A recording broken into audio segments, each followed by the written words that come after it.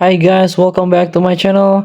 Today I'm going to show you how you can use or how to use the Refitter Support Class in Battle Royale mode. So the Refitter Support Class is an armor pack. So you can drop the pack and that can be picked up by yourself and your teammates. And also it's automatically repairs the vehicle. So if you ride the vehicle, it's automatically repair.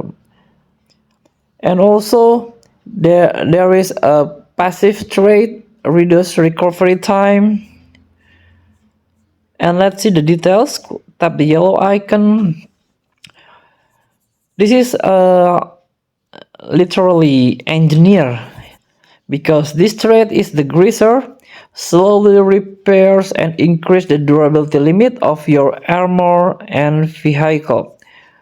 So it's quite useful in the battle if your lack of armor and lack of shield. You can use this for yourself and your teammates. Let's try in the Battle Royale training ground. Welcome to Battle Royale training ground. As you can see, this is my Refitter already active, and you can get the armor piece, one armor piece from it. Let's give it one more time. Armor piece plus one.